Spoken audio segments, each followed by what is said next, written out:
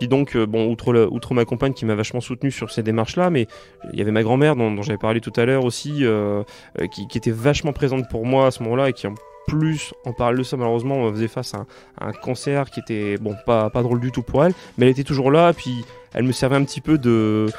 Alors pas de punching ball, mais je pouvais me défouler en disant voilà, ça m'énerve encore, il y a eu ça aujourd'hui au niveau du tribunal de commerce, et puis au boulot il y a ça que... Bon bref. C'était ta ressource écoute. Exactement, ouais, c'est un joli mot, c'est exactement ça.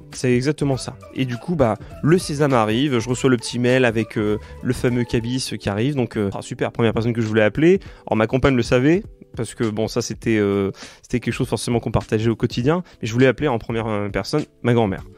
J'appelle, je vais pour appeler, finalement non, je reçois un appel de mon père et qui m'annonce le décès de ma grand-mère.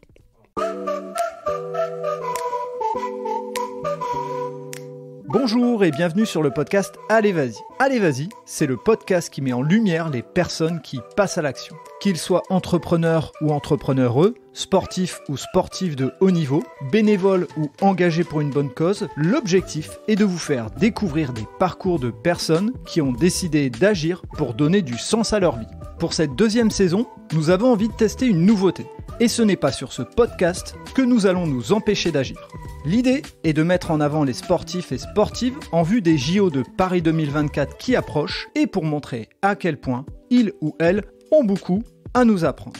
Donc chaque vendredi, vous allez retrouver un épisode d'un ou d'une sportive, même si la discipline n'est pas olympique. L'objectif étant de valoriser le sport en général et notamment des sports moins mis en avant dans les médias. La nouveauté, c'est qu'un mercredi sur deux, vous allez retrouver les épisodes concernant des entrepreneurs et entrepreneureux, bénévoles ou des personnes engagées. Donc certaines semaines, ça ne sera pas un, mais 2 épisodes du podcast Allez Vas-y. En écoutant ces parcours particuliers ou ces actions positives, j'espère que vous serez inspirés et pourquoi pas, que cela vous donnera à vous aussi l'envie d'agir. Et donc j'ai face à moi Alexandre qui fait partie du circuit court du podcast, c'est-à-dire qu'il est le voisin du dessus, à la ruche. Alors pour ceux qui nous écoutent régulièrement, vous allez dire, lui il nous saoule, il invite tous les mecs de la ruche. Non, je l'ai invité parce qu'il y a des choses à me raconter et à vous raconter, donc vous verrez, il va expliquer ça dans son parcours. Et pourquoi je lui demande s'il est stressé, parce qu'habituellement c'est quelqu'un qui est plutôt volubile, il parle, etc. Et là, quand je lui ai dit le podcast, il a senti la petite dose de stress. Donc voilà, on va démarrer comme tous les dernier podcast que j'ai enregistré, avec l'idée d'apprendre un peu à te connaître, et on va passer par ce jeu du portrait chinois. Donc pour ceux qui n'ont pas écouté les épisodes précédents, le portrait chinois, c'est je donne un mot, puis tu donnes celui qui te vient en face. Donc on va démarrer par, si je te donne un lieu, tu me dirais quoi ? Alors, je suis pas forcément attaché à un lieu en particulier. Par contre, c'est vrai que j'ai plutôt tendance à toujours imaginer un petit peu là où j'aimerais aller. Et c'est vrai que souvent, c'est les environnements de montagne. Ça, j'adore. Alors, je suis pas du tout, par exemple, pendant les vacances estivales, c'est vrai que je vais pas du tout aller vers de la mer, etc. Moi, faire la crêpe sur la plage, c'est pas du tout mon délire. Je vais plutôt avoir tendance à crapahuter. J'adore marcher. Et du coup, forcément, la montagne, déjà permet de relever énormément de défis par rapport à soi et découvrir des paysages absolument magnifiques, quoi. Donc ça, c'est vrai que c'est plutôt un lieu qui m'interpelle énormément. Et après, un lieu où je me sentirais bien, finalement, c'est un lieu où je vais retrouver, ou en tout cas je suis sûr de retrouver des gens avec qui je vais pouvoir échanger. Donc ça peut être de la famille, des proches, des amis, mais ça va être aussi des gens finalement que je vais pouvoir découvrir, etc. Donc ça peut être aussi des voyages plus pour ma culture. Et voilà, ça, c'est vrai qu'il y a un petit peu ces deux combinés qui viendraient en tête. Le point suivant, c'est un plaisir gourmand. On va plutôt être sur du sucré ou du salé ? J'ai une petite tendance vers le sucré, ouais, c'est vrai. Okay. Et ce serait quoi ce plaisir gourmand sucré ? Alors, j'ai un gâteau depuis tout petit que j'affectionne énormément, qui est la tropézienne, et j'avais découvert ça durant un voyage, tout simplement. Mes grands-parents m'avaient fait découvrir ce truc. À l'époque où t'es gamin, tu manges que du chocolat quasiment. C'est quoi ce bazar ? C'est de la crème, ça a pas l'air terrible. Et puis alors là, la première bouchée a été mémorable, et encore aujourd'hui, forcément, je me régale toujours sur ce petit gâteau. Ok, donc c'est ta Madeleine de Proust en plus. Il y a un peu de ça, ouais, c'est clair. Okay. C'est clair. Le mot suivant, c'est une passion ou un passe-temps. Ce serait quoi ? Alors, mon métier est une passion, ça c'est évident. Forcément, j'ai tout de suite été très orienté vers tout ce qui était technologique, vraiment depuis tout petit. Alors, est-ce que c'était lié à ma famille? Pas forcément, mais vraiment, je me suis très vite intéressé au monde de l'informatique, des réseaux, de l'Internet, comme beaucoup aujourd'hui, hein, ça c'est une évidence. Et aussi pas mal de culture japonaise. C'est vrai que je fais partie un petit peu de la génération années 80, donc forcément, où on commençait à importer énormément de culture japonaise. C'est toujours le cas aujourd'hui, et donc c'est toujours très ancré dans ma vie de tous les jours, quoi. Ok.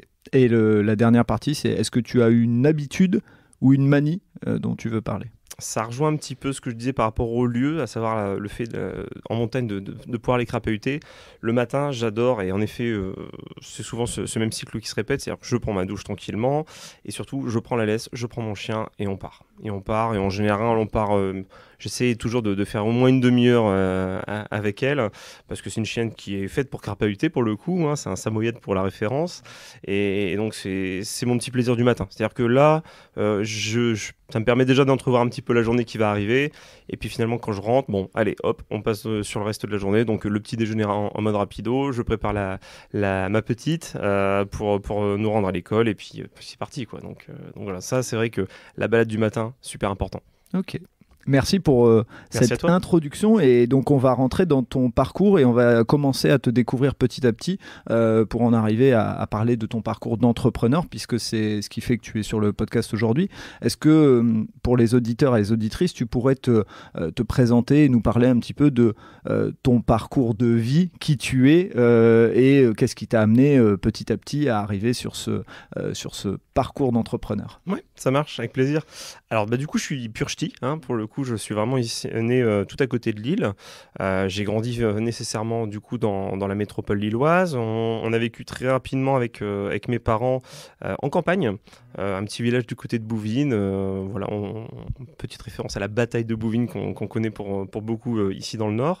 Et du coup, donc je suis issu d'une famille, statut moyen, quoi. Il y avait pas de difficultés particulières dans la famille. Toujours deux par deux, c'est-à-dire que mon père avait un petit frère, moi j'ai un petit frère, mon propre parrain qui est donc le frangin de mon père a 2 enfants, donc toujours un peu deux par deux, ce qui était assez finalement rigolo dans le sens où ça apporte une espèce de tableau très classé, je dirais, dans la famille, mais au moins quand on partait voir certains morceaux de la famille, du coup c'était sympa de savoir qui on allait voir. Donc toujours évolué finalement un petit peu donc, dans le Nord. J'ai des parents qui sont très conviviaux, je dirais, c'est-à-dire qu'ils ont énormément d'amis, donc on était toujours un peu par monts et par vents pour aller voir des amis, et c'est vrai que ça m'a, je pense, inculqué un petit peu cette culture du contact humain. Ça c'est une réalité, quoi. Pas très fusionnel avec mon frangin quand on était gosse, plutôt à se bagarrer très souvent. L'ironie était que du coup les parents prenaient souvent la décision de nous séparer.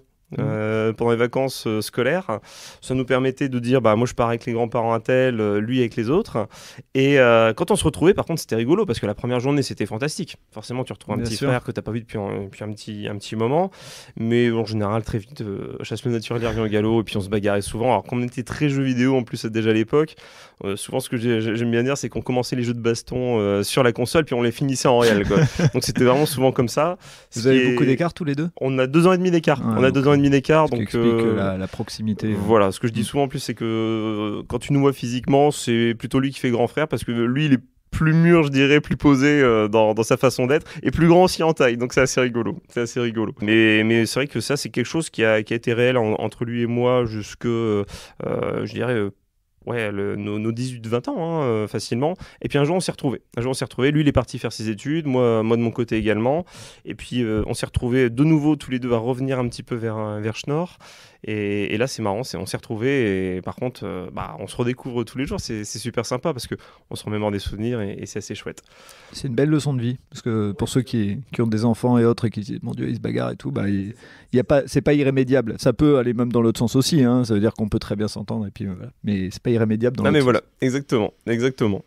Et du coup dès que j'ai eu la possibilité de partir un petit peu du cocon parental, du coup très vite je me suis dirigé vers la ville, pour des raisons qui paraissent assez évidentes, hein. Comme beaucoup d'étudiants à l'époque, tu aimes bien l'idée de l'indépendance, donc tu prends un appart en ville, ça te permet d'avoir un peu tout à disposition, etc.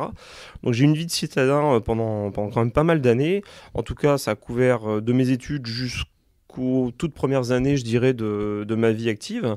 Et c'est vrai qu'à un moment donné, je pense que comme beaucoup, on est arrivé dans une période un petit peu particulière de confinement.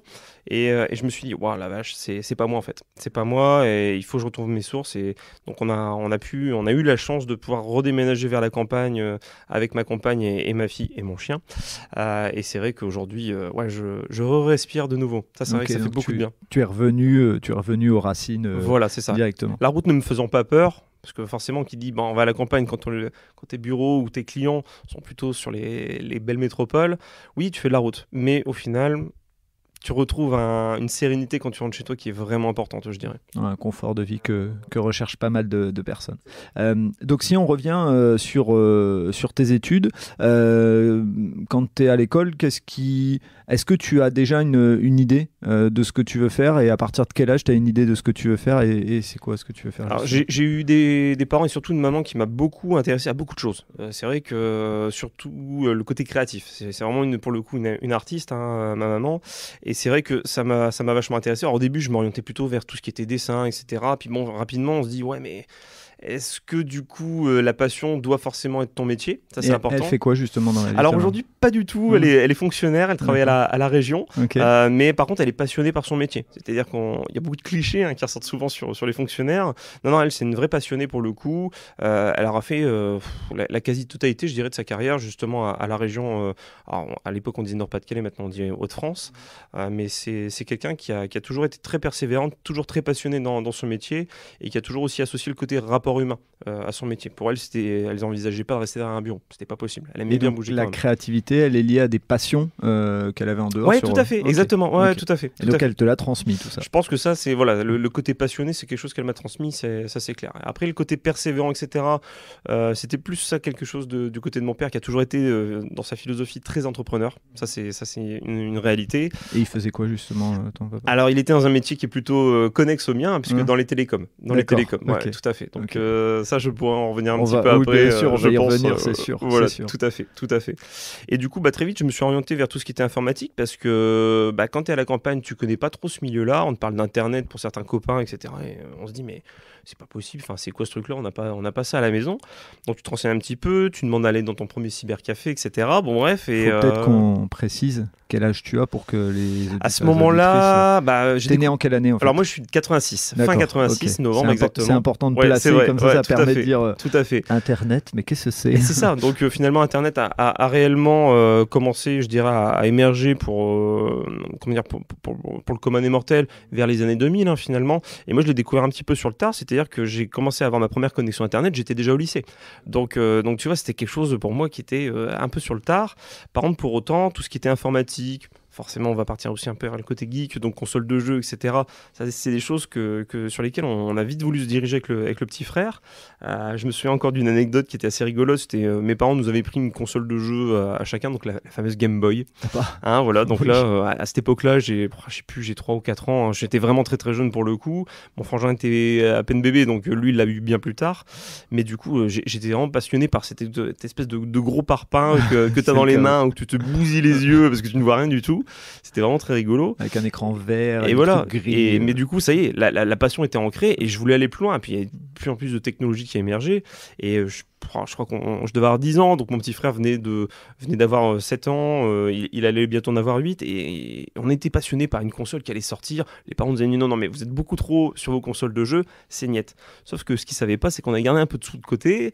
On l'avait cumulé. Et puis, un jour, on les accompagne faire les courses comme n'importe quel samedi, finalement. Et puis, quand ils sont venus nous rechercher, parce qu'ils nous laissaient toujours un petit peu un Galeries Marchand qui était assez bien sécurisé. Ce qu'on faisait avant, en fait. Ce qu'on faisait avant. Pour ceux qui... Voilà, aujourd'hui, c'est plus compliqué, on est bien d'accord. On est bien d'accord. Et puis, du coup, une enseigne, je vais pas citer de marque, mais qui commence par un grand M, qui nous accueille en nous disant salut Loulou, qu'est-ce que vous voulez? On veut la dernière console de Nintendo. Pour le coup, j'ai cité une marque, c'est pas bien. Mais, pas grave, t'inquiète, il n'y a pas de. Tu peux même dire c'était Micromania pour ceux qui. Voilà, au moins c'est très clair dans la tête des gens.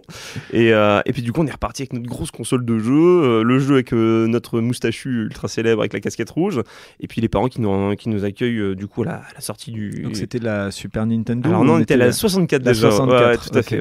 Pour ceux qui connaissent. Et ils y croyaient pas, quoi. Ils se sont dit non mais vous êtes dégourdis. assez pour aller prendre votre petit argent de poche et aller chercher, bah bravo. Bah on vous la laisse. Pour le coup, parce que comme vous avez été dégourdi, on se sentait un peu le truc du non, c'est confisqué.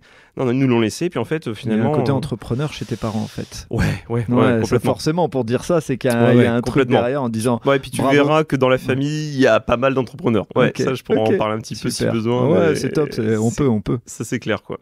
Donc finalement, voilà, toujours un petit peu été lié au milieu de la technologie. Très rapidement, finalement, en m'intéressant, c'est moi qui ai monté les premiers routeurs Wi-Fi, parce que les box à l'époque, c'était des modems 56K, puis 512K. Donc là, je vais paraître pour un ancêtre pour les plus jeunes qui nous écoutons, mais c'est comme ça. Ça fait partie de l'évolution de la technologie. Voilà. Et donc là, quand tu commences à mettre les mains dedans, dans ta tête, il y a une idée sur tes études ou il y a une idée même carrément sur ce que tu veux faire plus tard? Alors, pas forcément. À ce moment-là encore, je suis encore dans l'idée de me dire, ça me plaît. Est-ce que je vais en faire mon métier? Je sais pas trop. Du coup, très rapidement, à l'âge légal de 16 ans, où on me dit tu peux commencer à faire des jobs en toute légalité, il n'y a pas de souci, je me suis dit je vais faire tout de suite des jobs étudiants dès que j'en ai l'occasion. Donc j'ai touché un petit peu à tout. Alors forcément, côté campagne, j'ai touché un petit peu à tout ce qui était jardinerie, etc. Tu passes la tondeuse, tu tailles les pour les voisins dans un premier temps. Tu fais ça avec des copains qui sont un petit peu dans le même délire que toi, ce qui permet d'engendrer un peu d'argent de poche. Et puis pareil, je mettais en place des installations pour certains particuliers, de routeurs Wi-Fi, des petits disques durs. À l'époque, qui coûtaient juste une blinde. Maintenant, c'est juste ridicule. Et où là, au final, tu touches un petit peu à tout et quelque part, c'est plus par ça que j'ai commencé à m'orienter, plus que par les conseillers d'études, je dirais. Où finalement, à l'époque, je pense que c'est encore un peu le cas aujourd'hui, on t'oriente pas de manière super pertinente, on te dit t'as des facultés là-dedans, par là-dedans. Et finalement, mes études, ça a été un petit peu ça. C'est-à-dire que j'ai toujours été un bosseur. Ça, c'est une réalité. Je ne vais pas dire spécialement que j'ai aimé les études, mais j'étais bosseur. C'est-à-dire que quand on me donnait une problématique, il fallait que j'arrive au bout, quoi. C'était vraiment important. Donc, on m'a assez vite orienté en disant attends, t'es un bosseur, t'es plutôt orienté techno. Le cliché de l'époque, c'était le bac S. Donc on m'oriente là-dessus. Finalement, le bac S, c'est assez bien passé, il n'y a pas de souci. Mais finalement, je me suis vite aussi rendu compte que sur la partie techno, même si j'étais plutôt persévérant, j'étais pas non plus ultra performant. C'est-à-dire que les matières maths, physique, SVT, j'étais bon mais sans plus. Il y avait bien meilleur que moi. Par contre, ce qui était assez rigolo, c'est que j'étais aussi bon dans les autres matières. Des matières un peu plus exotiques pour un gamin à l'époque, qui est le français, le sport, etc. Et là, pour le coup, ces matières-là, bizarrement, je me démarquais pas mal par rapport aux autres copains qui étaient plutôt très orientés techno, quoi. C'était vraiment le côté très scientifique. Donc ça, c'était assez rigolo parce que finalement, un bon équilibre. Donc ça reflétait aussi ma personnalité de vouloir vraiment, quelque part, être exigeant sur tous les tableaux. Ça, c'est quelque chose qui me suit très, très souvent aujourd'hui. Et donc, finalement, on est en 2004, j'ai mon bac S, avec la petite mention, très fier, etc. Et pour autant, sans savoir ce que je vais faire demain. Ok, donc tu as le bac, mais tu sais pas exactement. Réellement, même la suite de tes études, tu n'es pas sûr de toi? Une petite idée quand même, de m'orienter quand même malgré tout vers la partie informatique, techno, parce que je vois bien que ça commence à évoluer de plus en plus vite et je trouve ça passionnant de prendre le train en route et de surtout pas le lâcher. Donc le père qui est déjà dans les télécoms à ce moment-là me dit écoute, regarde, il y a une petite école d'ingénieur qui est pas trop mal sur Vinaudas. Une façon de dire aussi, pars pas trop loin du cocon familial. Mon garçon, j'aimerais bien te rester un petit peu près de chez nous. Et puis du coup, je fais quelques écoles, etc. du côté de la métropole. Il y en a plusieurs qui me reçoivent, etc. Mais d'une manière globale, et ça s'est passé vraiment comme ça pour toutes les écoles d'ingénieurs, tu as des tests écrits assez classiques, qui ressemblent à peu de choses près à ce que tu as déjà passé au bac, donc tu es dans la continuité. Mais en fait, vient le moment de l'oral. Forcément, tu dois passer un jury, etc. Et puis pendant ce temps-là, tu es dans un couloir, un long couloir, où tu attends ton tour, et puis tu rencontres forcément ceux qui seront tes futurs collègues et potes de promotion. Et puis tu discutes un petit peu avec eux, et puis ce côté justement, j'aime échanger avec les gens, me fait penser que en fait, eux ils sont là, mais parce que pareil, on les a orientés. Et que alors, je vais pas dire non plus les fils à papa, mais c'était des gens quand même, ils avaient les moyens d'être là. Et ça m'a perturbé. Je me suis dit, mais c'est pas ce que je veux. Je veux pas simplement dire d'avoir acheté des études. Je veux des études parce que ça reflète ma personnalité et ça va me permettre de trouver un boulot derrière, quoi. Et ce qui s'est passé, c'est que sur les 3 écoles d'ingé que j'ai faites, je passe au jury. La première question qu'on me pose, c'est alors pourquoi on vous prendrait ? super. Moi, je retournais toujours la question. Non, mais pourquoi moi, je dois venir chez vous? Qu'est-ce que vous allez me vendre? C'est plutôt ça, quoi, en fait, l'objectif. Et alors, forcément, te regarder avec des yeux en mode, c'est qui cet extraterrestre, quoi? Non, mais parce que je vous dis, moi, voilà ce que j'aime aujourd'hui. Je sais pas forcément dans quoi je vais m'orienter. Donc, à vous de me dire, c'est quoi les débouchés demain? Et puis, sachant que si vous allez me dire que je vais passer 5 ans avec les Gugus, malheureusement, que j'ai vu dans le couloir, ça va pas le faire. C'est pas mon caractère, etc. Donc, à vous de me dire, est-ce que ça correspond? Donc forcément, très vite, tu t'aperçois que c'est pas du tout la voie que je vais prendre. Donc un petit peu en mode, je dirais, à l'arrache, je m'oriente sur des formations de rattrapage, hein, quelque part. Donc je me suis orienté sur un DUT, rien à voir avec le métier de l'informatique, puisque c'était un DUT génie électrique. En gros, c'est ce qui est resté. Hein, donc tu t'orientes un petit peu sur ce qui reste à ce moment-là, et c'est un peu de ma faute, hein, je me suis pris un petit peu, peut-être à 20 minutes pour ce plan B. Finalement, des gens qui sont là, mais parce qu'ils avaient des convictions, et donc finalement, la population, la camaraderie que j'ai pu mettre en place est bien plus intéressante que ce que j'allais retrouver donc, dans les écoles d'ingé, selon mon point de vue, hein, bien entendu. Et du coup, le génie électrique, bon, c'est 2 ans qui se sont passés assez vite, j'ai obtenu mon diplôme très très bien, mais quand même la volonté, au bout d'un moment, de retourner vers l'informatique.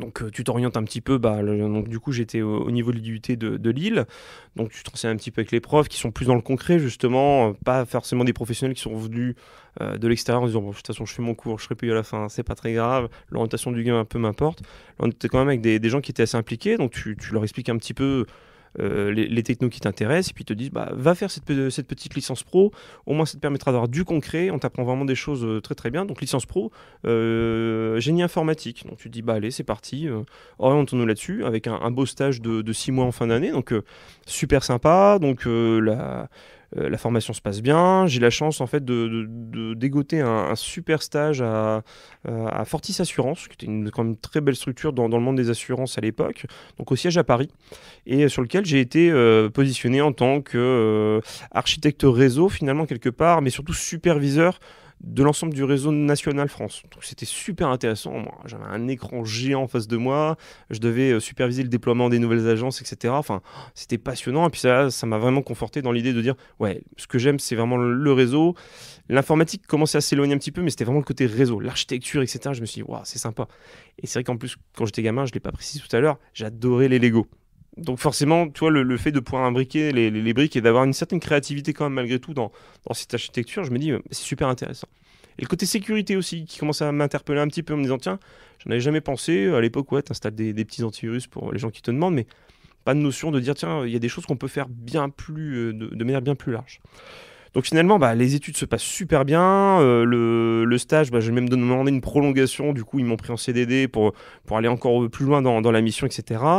Et puis je me dis, finalement, je pourrais continuer là. Et bon, même si la vie parisienne, je sentais bien que c'était pas tellement fait pour moi, mais je me suis dit, c'est pas grave. S'il y a le métier derrière, la passion est là, donc de toute façon, je me ferai d'autres connaissances sur place. Et puis bon, comme d'autres entreprises qui te prennent un petit peu pour le jeune du coin, le lapin de 3 semaines, comme certains aiment bien le dire, du coup, voilà, tu vois qu'au bout d'un moment, les débouchés qui vont t'offrir en interne ne sont pas forcément bons.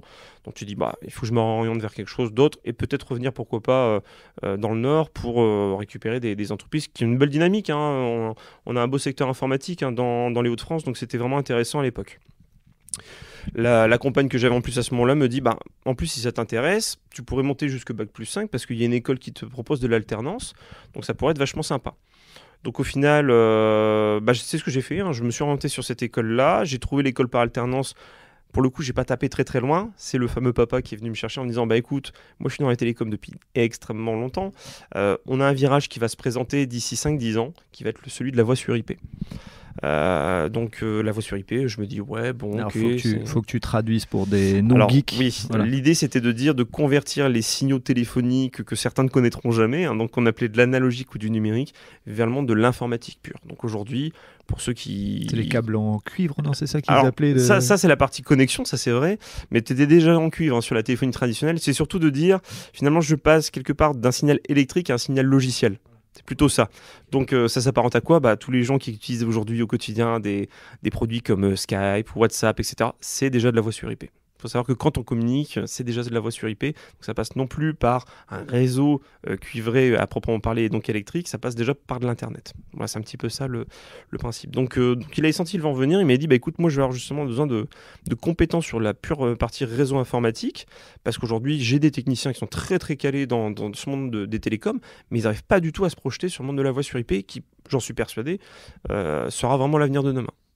Donc là, pour juste me permettre de te couper, ce qui est important de peut-être mettre en lumière, c'est qu'en fait, on te propose d'aller vers un métier, entre guillemets, qui n'existe pas encore. Ouais, tout à fait. Et j'ai vraiment saisi cette opportunité en me disant, ouais, je pense qu'il y a un intérêt à y aller. C'est important de le dire parce qu'aujourd'hui, je pense qu'on se retrouve avec des générations qui doivent se lancer dans des études ou vers des métiers qui n'existent pas encore, puisqu'on est en pleine mutation avec toutes ces technologies. Donc, tu es un peu un précurseur dans ce schéma-là, même si tout ce que tu faisais, au pire, si le métier voix sur IP ne se lançait pas, tu aurais pu basculer sur autre chose. Mais en tout cas, c'est important de dire que tu y as cru et tu y as été grâce au conseil en plus de quelqu'un qui était du métier. Voilà, c'est ça, exactement. Donc, non, mais tout à fait. Et puis ça m'a permis de découvrir un métier que je connaissais pas du tout. C'est vrai que la partie téléphonie, même s'ils m'en parlaient de temps en temps en réunion de famille, etc., le repas du soir, ce genre de choses, mais c'est vrai que je le voyais un petit peu quelque chose. Enfin, c'était une techno qui commençait déjà à être passée pour moi à l'époque.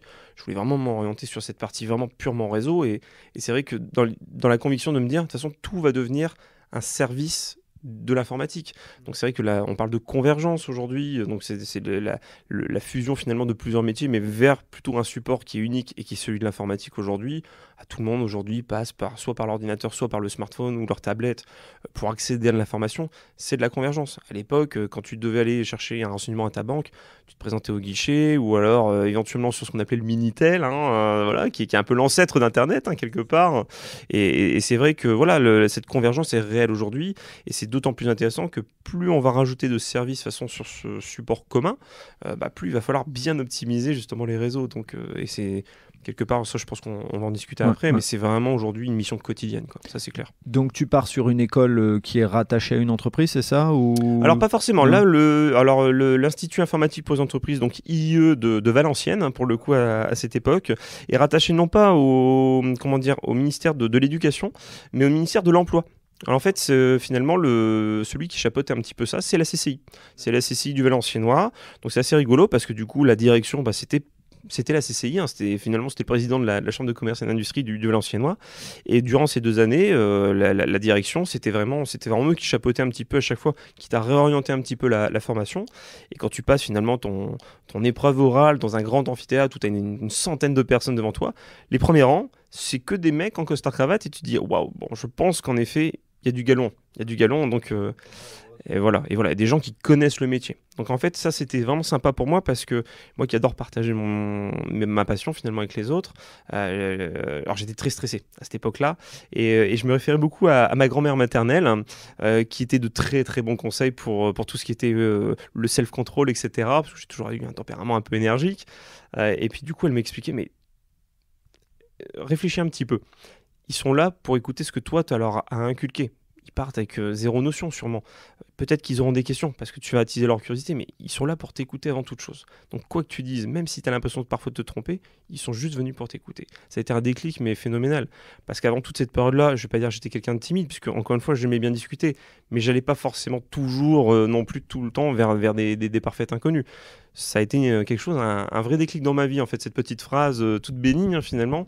Et j'ai eu alors là, je retourne sur le côté de l'école, mais j'ai eu une présentation orale qui s'est passée à merveille, là où tous les autres étaient stressés comme j'avais jamais vu. Alors j'essaie de leur inculquer cette petite phrase à la dernière minute, mais ça les a pas du tout touchés. Donc, et puis je pense qu'il y a, dans ces petites phrases, il y a un lien avec l'émotion, il y a un lien avec le côté filiation, il y a un lien, c'est le bon moment ou pas le bon moment, tu la comprends ou tu la comprends pas. Elle te connaît, ainsi de suite. Enfin, voilà, je pense que ces petites phrases, on en a tous plus ou moins une ou deux, soit de son papa, soit d'un copain, soit d'un mentor. Enfin bref, en tout cas, elle parle parce qu'il y a tout un contexte. Donc effectivement, tu as essayé de la transmettre et de la diffuser, c'est sympa, mais ça n'a pas forcément marché. Non, mais voilà, c'est ça. C'est ça. Pour autant, j'en suis vraiment sorti grandi, et puis avec un nouveau diplôme finalement en poche, donc celui d'architecte réseau multimédia, c'était le nom. Alors c'est un titre. c'est pas un diplôme en fait, je viens de dire diplôme, mais c'est plutôt un titre, puisque comme c'était rattaché à voilà, à la CCI, voilà. Mais vraiment intéressant, et puis des super débouchés qui s'offrent à moi, surtout sur peut-être cette notion qui me commençait vraiment à me trotter en tête, de me dire, tiens, je vais pouvoir commencer à m'orienter vers les réseaux et la sécurité informatique. Donc du coup à l'époque, t'as le titre en poche, tu dis maintenant quelles sont les portes ouvertes. Et puis le papa qui se dit ouais attends, je t'ai formé, je t'ai pris en alternance pendant 2 ans, tu vas pas me lâcher comme ça, il y a encore énormément de débouchés, le travail est pas terminé. Donc le deal ça a été de dire écoute ok, je veux bien continuer encore quelques années avec toi, mais en ce cas ce que je te propose c'est que puisque de toute façon j'avais un peu l'impression d'avoir déjà formé et fait ma part quelque part dans la formation des techniciens télécoms. Donc je lui ai dit, écoute, moi ce que j'aimerais du coup, c'est continuer à les accompagner sur cette transition, mais aussi créer mon service en propre de réseau et sécurité informatique. Alors forcément, c'est compliqué parce que tu te dis, t'es montré du doigt. Ah mais c'est le fils du papa, donc forcément, il va avoir un petit peu tous les droits. Donc en fait, j'ai vraiment voulu partir de zéro, en lui disant, écoute, je me laisse autant de moi pour trouver autant de clients, et si en effet il y a les clients, ça légitimera ma demande vis-à-vis du fait que tu m'offres un service quelque part, quoi. Voilà. Forcément, t'es jeune, t'as de la patate, t'as qu'une ambition, c'est d'y arriver. J'ai trouvé rapidement ces fameux clients avec des super projets qui ont été amenés à la clé, si bien que je me suis même retrouvé trop vite tout seul à gérer un petit peu tout ça. Donc on a pu créer le service et tout de suite me permettre d'embaucher quelqu'un derrière dans la foulée. Et un petit point par rapport aux clients que tu trouves, tu te débrouilles comment? Parce que pour être clair, je pense qu'à l'époque LinkedIn c'est pas autant développé, parce que aujourd'hui ça cartonne, mais voilà. Et puis même le réseau d'un point de vue général, c'était encore un peu à l'ancienne. Tu fonctionnes comment à ce moment-là? Tu passes des coups de fil à des entreprises qui sont déjà partenaires, ou tu leur proposes des nouveaux produits? Donne-nous un petit peu d'éclairage. Ouais, c'est une super bonne question, parce qu'à l'époque, j'ai encore une petite vingtaine, quoi. Donc forcément tu te dis j'ai pas de réseau, ça c'est clair et net. Le côté prospection, je suis passé un petit peu par cette case-là, ça n'a pas été très probant, honnêtement. Donc, et c'est un côté un petit peu désespérant. C'est une réalité, la prospection, qu'elle soit téléphonique, e-marketing, etc. C'est pas simple à appréhender. Il faut une vraie tenue, il faut vraiment être accroché à ce type de métier. Donc je me suis plutôt orienté vers le bouche à oreille. C'est vraiment ça qui a fait que. Donc finalement, on avait déjà une base client sur les télécoms. Je leur ai parlé déjà de ce nouveau métier que je voulais mettre en place, et j'avais forcément, t'imagines bien, fait un petit peu mes devoirs au préalable, donc j'avais déjà détecté les besoins chez certains, en leur disant je pense qu'on pourrait optimiser les choses. Donc quand ça est optimisé, c'est d'un point de vue facilité d'accès à vos informations, facilité d'emploi des outils au quotidien, mais aussi pourquoi pas faire des économies. J'ai déjà un petit peu cette notion de dire on va pouvoir vous faire des nouveaux projets, mais avec des budgets assez serrés. Gagnant-gagnant. Exactement, tout à fait. Donc finalement, la première base client, elle venait un petit peu de celle qui existait déjà. J'ai seulement été chercher du service plus chez eux. Et très vite, les mecs ils se disent en fait ça marche super bien, on est vraiment content. Appelez un tel de ma part, je lui ai déjà parlé de vous, et en fait le bouche-oreille se met très très rapidement en place. Donc ça c'est vraiment quelque chose qu'il faut cultiver. C'est-à-dire que quand tu lances ton entreprise ou ton service, ou en tout cas que tu es motivé, il faut avoir cette notion de réseau, c'est vraiment important. Alors on pourra parler un petit peu plus longuement sur le développement de ces réseaux, mais voilà, partir d'une base en disant j'ai un produit super, de toute façon si j'ai pas de moyens aujourd'hui pour communiquer sur ce produit, ça doit être le meilleur des produits au monde, s'il n'est pas connu, malheureusement si j'ai personne à qui en parler, malheureusement ça fera un flop. C'est une réalité. Donc, c'est pour ça que je voulais faire un éclairage sur la manière dont tu l'as fait, parce que comme je sais que tu es quelqu'un qui parle assez facilement et autres, j'ai déjà partagé des fois sur ça, mais des fois les meilleurs clients sont ceux avec qui juste tu as commencé à parler, tu étais autour d'un verre ou autre et c'était pas prévu que tu parles de ta boîte, donc tu es un peu plus à la cool, tu commences à expliquer, et puis là la personne elle fait oh punaise, soit elle a besoin, soit j'ai mon cousin, mon frère, exactement, machin, une connaissance qui a besoin de ton produit. Et l'avantage de ça, c'est que la personne, elle est utilisatrice de ton produit. Donc comme elle en est utilisatrice, tu sais que tu as répondu à son besoin, elle connaît les personnes qui vont avoir exactement les mêmes besoins qu'elle-même. Donc forcément, la recommandation, elle est qualitative, elle est vraiment qualifiée pour le coup. Donc, quand tu vas aller voir la personne qui t'a recommandé, la personne, en effet, elle est déjà quelque part conquise par ce que tu as à lui proposer, parce que c'est exactement la même problématique. Alors, il y a des variantes, chacun est unique. Puis tu as brisé la glace, quoi, quelque part. Au fond, c'est une personne qui a fait en sorte de briser la glace et qui n'est pas dans un regard méfiant, elle est plutôt dans un regard j'ai été recommandé par machin, donc ça aide. Je vais me permettre, on va continuer à avancer. A priori, là,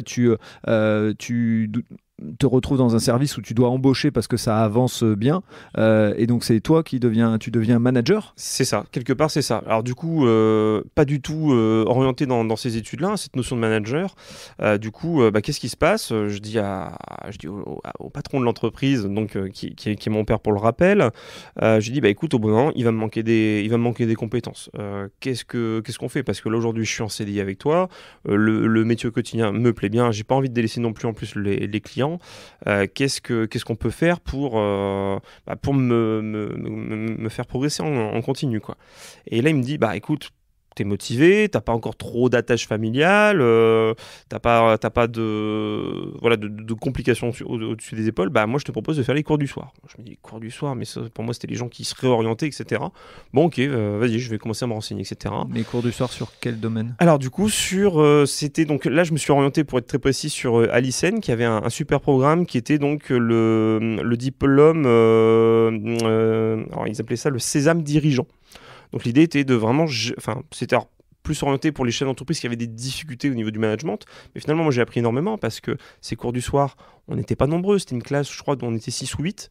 Mais par contre, moi j'étais mon petit responsable de service à mon niveau, mais j'ai vu des cadors en face de moi, vraiment des dirigeants qui étaient là parce qu'ils avaient besoin d'aide, dans le sens où le monde a évolué, les formations qu'ils avaient peut-être eues à l'époque étaient plus d'actualité et qu'ils avaient des difficultés. Et c'était super passionnant dans le sens où, certes, il y a eu de la formation, alors c'est prenant, parce que quand tu as ta journée de boulot dans les pattes et tu dis, je vais en plus me recoltiner 3 à 4 heures de cours quand même après le soir, mais tu étais dans un échange, et des échanges avec des gens qui avaient de l'expérience, etc.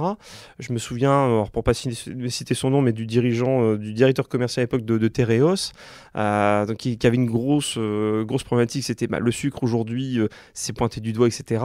Il faut qu'on s'oriente vers des produits sucrants, mais sans cette valorisation calorique, et c'était passionnant, parce que le mec il me parlait d'un métier auquel j'avais aucune notion, et on était tout le temps dans des échanges, mais avec des sujets concrets.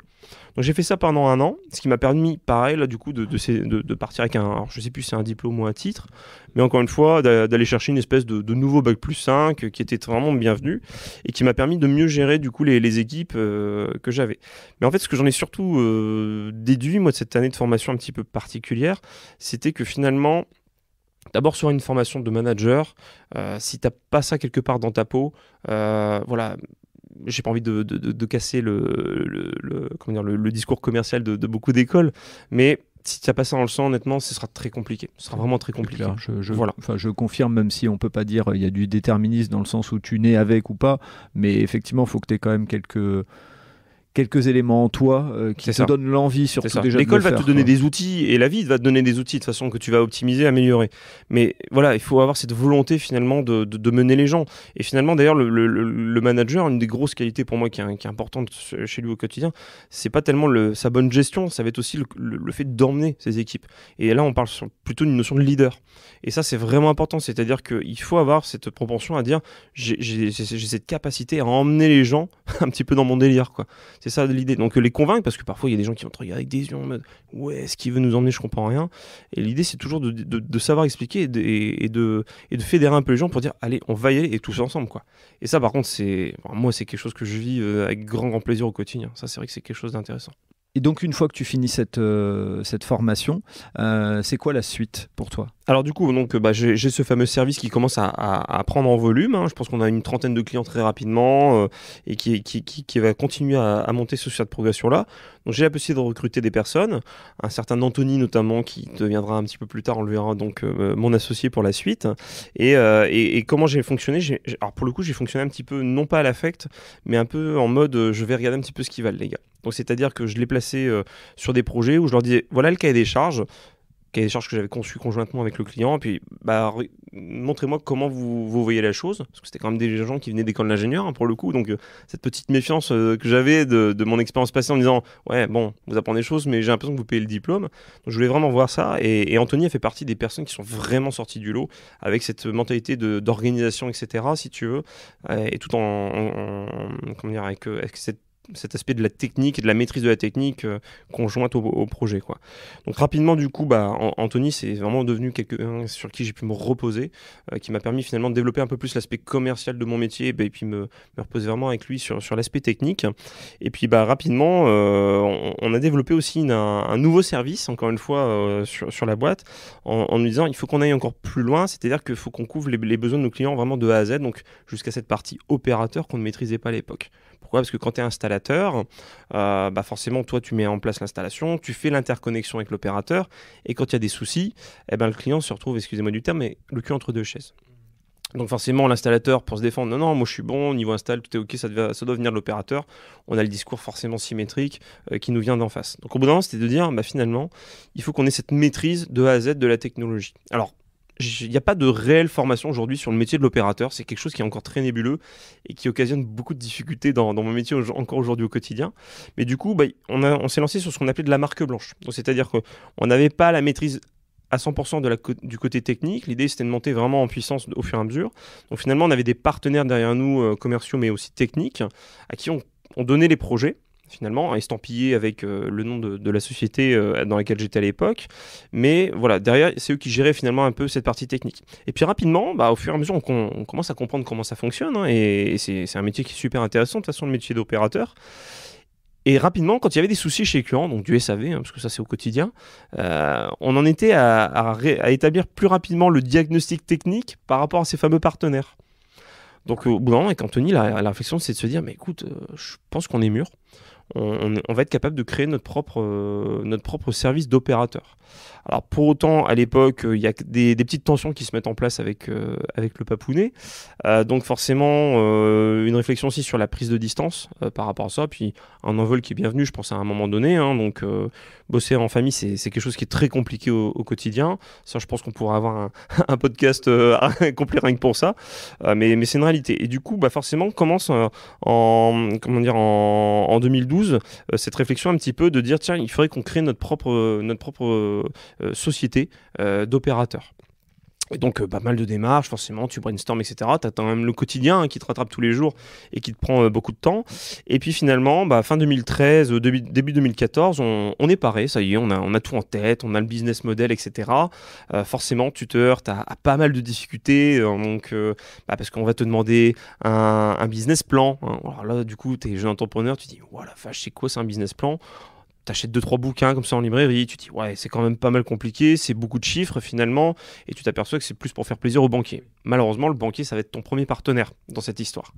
Donc c'est vrai que tu bosses pas mal la chose, bon étant de nature très bosseur, j'ai mis en place cette chose-là sur mon temps libre, c'était une réalité, donc ça peut créer des tensions familiales, c'est une réalité. De toute façon, aujourd'hui, quand tu lances ton projet de création de boîte, ça créera toujours des tensions familiales, c'est une réalité.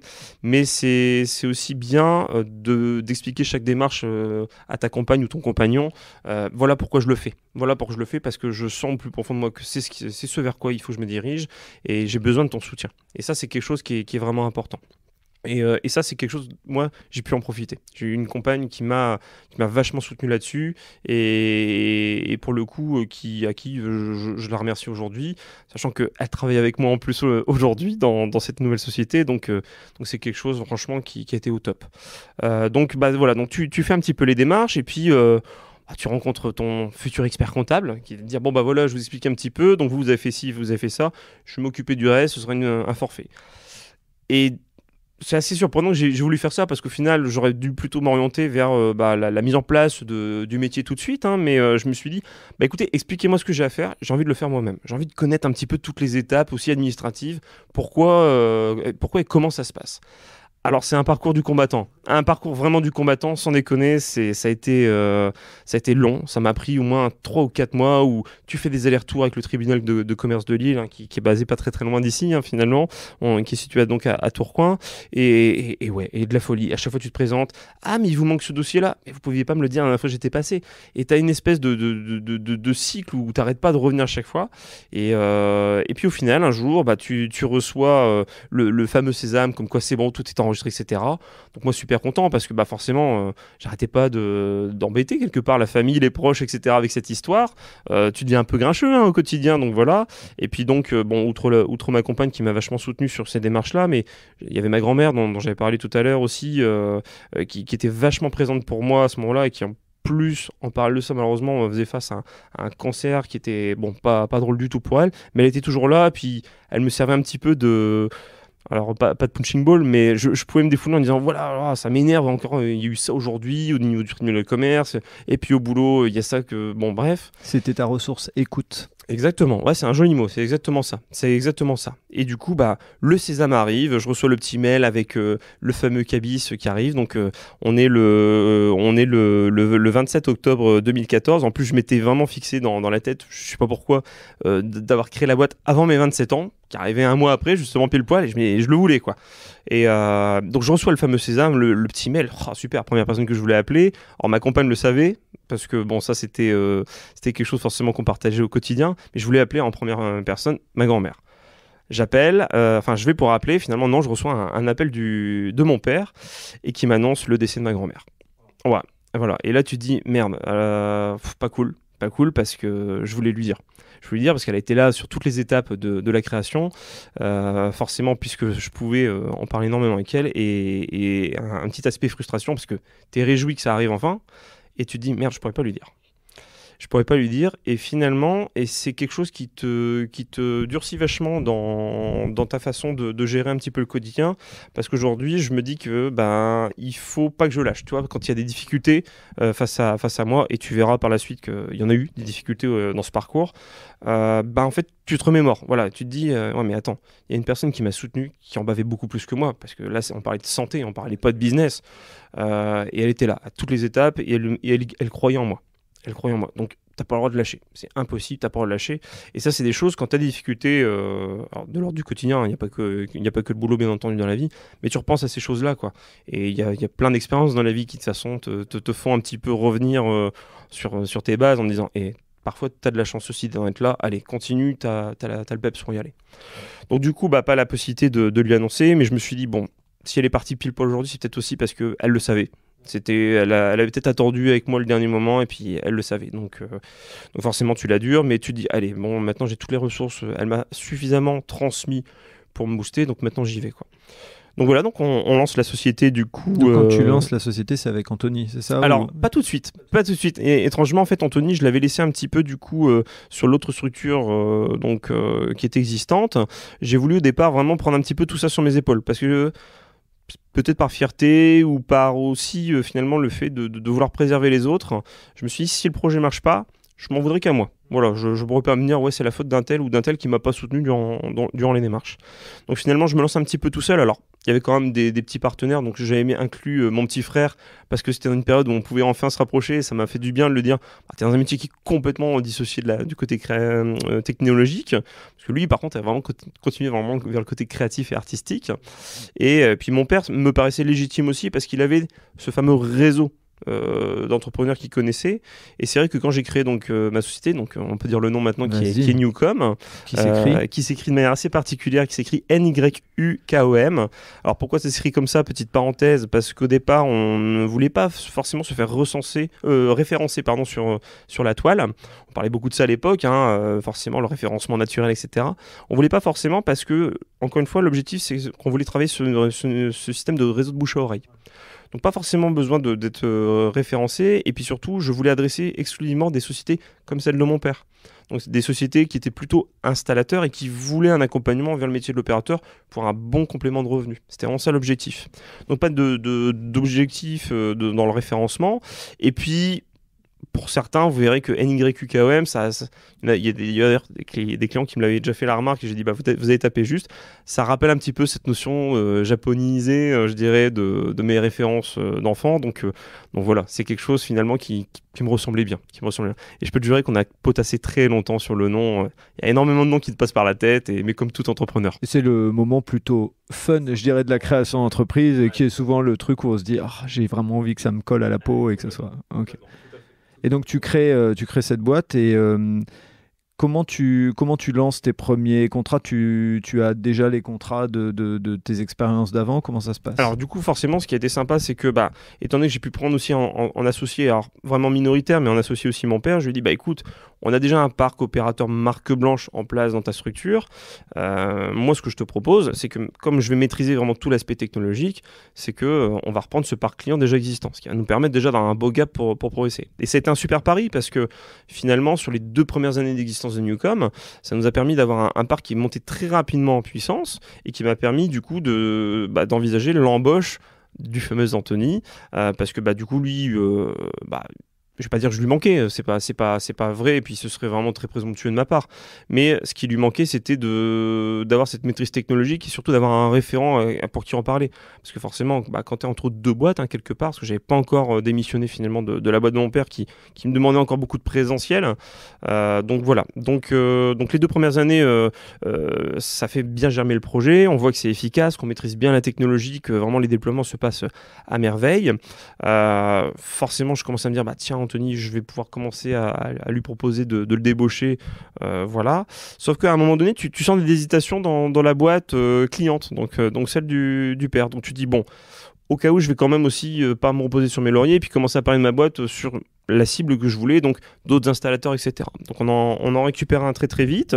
Un deuxième client, je pense qu'on est aux alentours de l'année 2016. Et puis du coup, forcément, tu essaies d'aller quand même voir ton client premier. Et puis tu dis, bon, j'ai senti qu'il y avait un rythme qui était vachement plus freiné depuis que moi je suis pas à 100% dedans. Est-ce que c'est normal? Est-ce que c'est parce que du coup je peux plus m'appliquer de la même manière? Mais bon, normalement les gens que j'ai embauchés dans le service permettraient de prendre cette relève. Bon, le discours est assez flou de son côté. Non, t'inquiète, c'est une passade. Il y a des gros projets en cours, donc forcément ça fait beaucoup de sorties de trésorerie, etc. Bon, ok. Puis tu as un premier impayé, tu dis, bon, là, ça commence à craindre parce qu'on était monté sur des factures entre 15 et 20 000 euros par mois. Donc ça, c'est un client chez qui tu avais fait des prestations? C'était mon père. C'était toujours mon père, qui était finalement aujourd'hui le plus gros client encore à ce moment-là. On commençait à avoir des plus petits clients qu'il fallait forcément commencer à faire monter en puissance. Mais l'entreprise de mon père, à ce moment-là, elle représente 80% du chiffre d'affaires très facilement. Donc beaucoup d'hésitation dans ce discours et puis on se dit mais bon, il y a un truc qui va pas, allez, est-ce que tu le sens bien quoi? Enfin, t'as un discours qui est normalement assez transparent. Il y a le côté bien entendu business, mais il y a aussi le côté proche familial quoi, qui veut de la transparence. Bon, il me dit non mais t'inquiète, c'est juste un contretemps de trésorerie, tout va bien. Bon ok. Donc tu continues, puis t'as le deuxième mois qui arrive forcément, puis deuxième à payer. Donc tu dis là, c'est pas possible parce que t'as aussi tes propres charges à payer. J'ai pas encore de salarié à ce moment-là, mais bon, tu commençais à te dire je vais pouvoir me projeter sur du salariat justement. Et puis t'as des fournisseurs aussi qui te fournissent des prestations, etc. Donc tu dis écoute, là ça va, mais du matériel, de la revente de services aussi, parce que quand t'es tout seul, forcément tu t'as pas encore la possibilité physique et humaine de tout gérer, donc un petit peu de sous-traitance au démarrage quoi si tu veux. Et là tu dis écoute, il y a un truc qui va pas quoi, 2 mois d'un pays ça va plus être possible. Et là j'apprends quoi? J'apprends qu'il est en sauvegarde. Donc tu dis super. Donc c'est ton propre père. Ouais, c'est ça. Donc quelque chose d'assez dur finalement à digérer. Je pense qu'avec le recul je l'ai jamais digéré, très clairement, puisque tu t'aperçois très vite que en fait sauvegarde, qu'est-ce que ça veut dire, hein? Moi c'est la première fois que ça m'est arrivé, donc tu te renseignes, etc. T'as quelqu'un qui est un administrateur judiciaire finalement qui est au-dessus de tout ça, qui vous dit écoutez, pour le moment ça veut dire que vos 2 factures là antécédentes on les oublie, on verra si plus tard, si la boîte se redresse, on peut y revenir, mais aucune garantie. Alors faut expliquer, j'ai mes vieux cours de droit qui tout d'un coup reviennent comme ça. Ce qu'il faut juste expliquer, et les choses ont peut-être changé, donc je ne vais pas me muter en expert, mais on en avait discuté rapidement tous les deux. Les premières factures qui sont, le peu d'argent qui peut rester dans la boîte ou l'argent qui reste dans la boîte, la priorité c'est URSAF, machin, il y a des noms pour ça et je vais vraiment pas rentrer dans le détail, mais en tout cas c'est eux qui sont les super privilégiés. Il y a des noms techniques et je m'excuse pour les spécialistes, mais en tout cas c'est pour expliquer ça. D'abord on paye ça, puis s'il reste un peu d'argent, si on peut vraiment les dessiner, parce que forcément il y aura des arrondis, mais si on peut les dessiner en 3 blocs, il y aura d'abord la masse salariale, c'est super important, c'est normal, hein, il y a de l'humain derrière.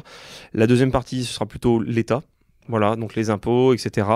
Et en effet, en troisième, s'il reste encore des sous à ce moment-là, les fournisseurs. Donc forcément, tu dis, je je suis pas prêt d'être payé quand même.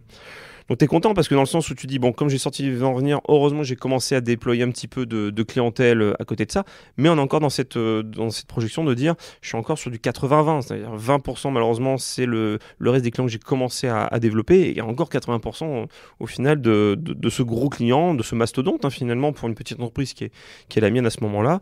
Je me permets quand tu dis, je ne l'ai pas digéré parce qu'on a fait une parenthèse pour bien expliquer.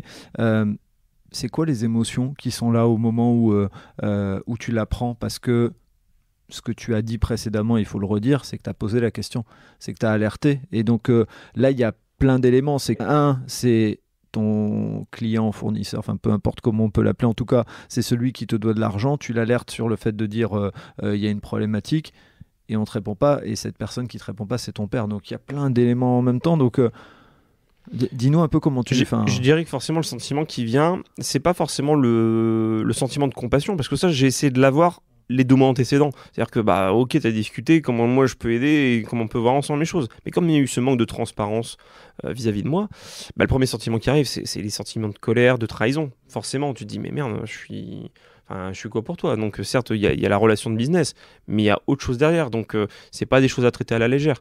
Donc non, forcément, c'est une période où t'es très en colère. T'es très en colère. C'est d'ailleurs à partir de ce moment-là où j'ai commencé à me mettre à la méditation, parce que il faut savoir extérioriser toute cette partie-là, pas la rejeter. C'est aussi bien de comprendre aussi les émotions qui te passent par la tête. Mais du coup, forcément, t'es dans un moment de ta vie où tu te dis, bon, j'ai quelque chose qui semble légitime, qui fonctionne, donc la structure j'y crois, mais derrière on met un coup de poignard dans le dos, c'est le mot. Donc c'est très très compliqué, forcément des relations pro comme perso qui se désagrègent énormément et qui vont pas aller en s'améliorant, parce que en fait on s'aperçoit de certaines choses, que j'ai pas forcément envie de parler, mais qui font que tu vas vite comprendre qu'en fait la boîte ne se redressera pas. Très clairement. Et c'est à ce moment-là aussi que j'ai dit à Anthony, écoute, même si je voulais pas le faire à la va-vite, on va le faire maintenant, donc tu vas venir maintenant chez Newcom. C'est maintenant que... Et alors, c'est pas par notion de bienfaiteur ou de chevalier blanc. L'idée, c'est de dire, attendez, moi, j'ai misé sur des gens que j'ai fait embaucher là, et ils vont se prendre aussi ce coup de poignard dans le dos. Je ne veux pas, c'est des gens qui ont des compétences, qui sont bien, qui ont toujours bien fait leur boulot. Donc Anthony, il a vraiment fallu que je sorte de cette partie-là. J'ai dit, écoute, il y a Newcom, ça marche bien, ça va être compliqué au début, je ne sais pas si je vais pouvoir te salarier tout de suite, mais il faut que tu viennes dans ce train-train-là, et c'est dans cette aventure-là, et si bien entendu tu le veux, parce que ça doit venir de lui. Lui, il m'a toujours dit, écoute, de toute façon, j'ai senti comme toi le vent un petit peu tourner. J'avais cette envie aussi d'entrepreneuriat à un moment donné. Donc, pour le moment, je suis d'accord pour le mettre un peu en pause. Mais je suis OK pour te suivre parce que je te connais. Je sais qu'on va aller plus loin que ça. Et il vient en tant qu'associé. Et voilà, et pourtant, le fait qu'il me dise j'ai toujours eu envie d'être entrepreneur, forcément ça te fait cogiter, parce que tu te dis waouh, un de mes associés est en train de me foutre une super ardoise, et en attendant, j'ai quelqu'un là qui est en face, qui a envie d'aller plus loin, de monter pourquoi pas son entreprise, et donc tu cogites. Donc cette période finalement de sauvegarde, comme je le pensais, se finit en liquidation. La société est rachetée, mais pour ses actifs, donc c'est-à-dire tous les passifs, les factures antécédentes. En gros, c'est porte-à-pomme. Donc, on parle avec du recul parce que c'est toujours un peu flou quand tu es dans les démarches. Il y a eu du juridique, etc., qui a été mis en place et qui est extrêmement pesant au quotidien. Le proverbe « mieux vaut une mauvaise négociation qu'un bon procès », c'est une réalité. À tous ceux qui nous écoutent, là, pour le coup, je peux vous dire qu'aujourd'hui, quand il y a des choses qui sentent pas bon, il vaut mieux être proactif, c'est-à-dire aller voir la personne à qui ça ne va pas, lui expliquer tout de suite que ça ne va pas, trouver le bon compromis tout de suite, faire ce qu'on appelle finalement de la conciliation quelque part. Si on peut se passer de l'aspect juridique, c'est très bien parce que ça vous coûte. Les frais d'avocat m'ont coûté énormément dans ce dossier-là, finalement. Ce que tu veux dire, c'est qu'on imagine que, par exemple, il y a une dette de 30 000 euros. Il vaut mieux se poser et accepter de dire je vais gagner que 15 000 que d'aller en justice pour essayer de prendre les 30, sachant que tu vas dépenser 15 000. Et qu'il n'y a pas de garantie. Et qu'il n'y a aucune garantie. Et puis l'épuisement mental. Voilà, exactement. Voilà, après. parce que ça, c'est quand même un dossier qui va durer quasiment 8 mois. Donc c'est énorme. C'est énorme. Et puis pendant ce temps-là, du coup, j'ai demandé à quelqu'un finalement de faire une rupture conventionnelle, donc il s'était déjà mis au chômage. Je m'étais donc forcément mis au chômage aussi parce qu'il n'était plus question finalement d'avoir une appartenance avec la boîte qui me faisait ce faux plan, quoi. Donc finalement, on se met tous les deux au chômage. La boîte, elle a déjà 2 ans et demi finalement, et on se dit, mais alors du coup, on est au chômage, qu'est-ce qu'on fait? La boîte est légitime, c'est clair, on le voit. On a un parc client également, outre la boîte de mon père à ce moment-là, mais il y a un parc client qui est là, qui nous fait confiance, qui est content des prestations qu'on fournit. Donc deux choses se posent à nous, hein. Finalement, la chose qui consiste à dire finalement on va trouver un partenaire financier, ça veut dire quoi? Ça veut dire se faire racheter, hein. On va pas passer par 4 chemins, parce que si c'est quelqu'un qui remet finalement un petit peu d'argent chez toi, il prend des parts dans la société, ou alors mettre son pouce dans sa main, profiter finalement des 2 ans de chômage auxquels on a le droit, hein, finalement, et de dire on a 2 ans pour redresser la barque. En fait, l'idée c'est de se prendre 0 de salaire tous les deux pour que vous puissiez éponger les dettes. Exactement. Donc c'est un chemin qui est personnel, mais c'est un chemin qui se fait aussi avec tes partenaires, les fournisseurs, les clients. J'ai préféré être dans la transparence. Forcément, il y a certains clients qui se sont dit bon, ça nous fait flipper, mais on peut y aller. D'autres qui se sont dit non, on n'ira pas. Et c'est tout, c'est le jeu, mais je préférais vraiment le jeu de la transparence. Et le même discours avec les partenaires qui vous disent, de toute façon, c'est le même principe que ce que je viens de te dire. C'est-à-dire que mieux vaut encore une fois une mauvaise négo qu'un bon procès. Donc, écoute, on va mettre en stand-by la dette. On va te proposer un échéancier. Si ça marche bien, tant mieux. Si ça marche pas, on verra ce qui se passera. Donc les 2 ans se passent vraiment avec beaucoup de difficultés, hein, parce que c'est vraiment un combat au quotidien. Tu te dis à chaque fois, t'as le petit nuage quelque part qui te permet de dire j'ai le chômage quand même à la fin du mois, ça te permet pas de nourrir ta famille, hein. Donc à ce moment-là c'est quand même malgré tout très très compliqué, surtout que pareil ma compagne à ce moment-là dans sa propre entreprise ça se passait pas super bien, donc tu dis compliqué, projet en plus personnel d'avoir un enfant, la maison qu'on avait achetée, donc il y a un prêt à payer, bref c'est pas mal de choses qui te trottent en tête, donc une période où finalement là tu comprends qu'être entrepreneur parfois c'est aussi vivre rapidement tout seul. Donc là, c'est d'autant plus important finalement qu'à l'époque, j'avais commencé déjà à m'inscrire dans des clubs d'affaires. Alors, je ne vais pas citer, mais il y en a des très gros qu'on connaît très très bien, sur lesquels on n'est pas tous en phase, mais qui sont bien pour commencer un démarrage, parce que ça te permet d'avoir du contact et ça te fait un peu des soupapes de relâchement. C'est-à-dire que ces personnes-là, tu leur dis, voilà ce que j'endure en ce moment, etc. Qu'est-ce que tu me conseilles? Est-ce que toi, tu as déjà vécu ça ou est-ce que quelqu'un a déjà vécu ça de ton côté? Comment il s'en sort? Et c'est vachement intéressant parce que du coup, tu renvoies aussi l'image du mec qui veut se bagarrer, quoi. Qui va pas lâcher le morceau, même si c'est vraiment très très compliqué. Alors psychologiquement par contre t'es tellement dedans que tout le reste est atténué, hein. Je te disais qu'on voulait avoir un enfant, grosso modo pendant les 2 ans de galère, il n'y avait pas de possibilité, hein. C'est marrant, la génétique est vraiment liée au cerveau et je pense qu'il y a des vrais blocages qui se mettent en place, donc de grosses galères qui sont à jauger un petit peu au quotidien, et puis finalement on commence à avoir une aperçu d'un mieux. Et en fait, cet aperçu du mieux, ça s'est tourné comment? Ça s'est pas tourné en continuant notre métier d'indirect, hein, finalement, en continuant à proposer finalement de l'accompagnement pour les SS2I, mais à commencer à faire du direct. Pourquoi? Parce que dans mes clubs d'affaires, il y a des gens qui me disaient, écoute, moi j'ai envie de te soutenir, je crois en ce que tu fais, mais je veux que tu bosses avec moi en direct. Je veux pas passer par un intermédiaire, ça ne m'intéresse pas. Je veux vraiment profiter de tes compétences de manière directe. Bon, tu dis, c'est revoir quand même tout le business model du départ, qui marchait bien, etc. Est-ce que j'en ai la capacité? Est-ce que j'en ai la volonté? C'est-à-dire que tu te dis que tu vas gérer d'autres types d'interlocuteurs. Et puis de toute façon, rapidement, tu te dis, de toute façon, c'est un petit peu un proverbe que je me répète tous les jours, c'est stagner, c'est crever. Donc, il faut que j'évolue. Et allez, c'est parti. Donc, tu commences pendant ces 2 années un petit peu particulières donc à revoir un petit peu les choses. Et tu vois que ces choses marchent. C'est-à-dire tu testes, hein, comme beaucoup d'entrepreneurs. Il n'y a personne qui a la science infuse. Il faut tester pour savoir si ça va fonctionner. Et ça fonctionne. Et du coup, on commence à avoir un peu plus de peps avec Anthony. Ça nous permet également de prendre du stagiaire pour dire d'avoir des personnes qui vont nous aider sur la partie technique. Moi, je me concentre de plus en plus sur l'aspect commercial de mon métier, alors que j'ai pas du tout vocation à être commercial au départ, hein. J'étais vraiment plutôt orienté technique.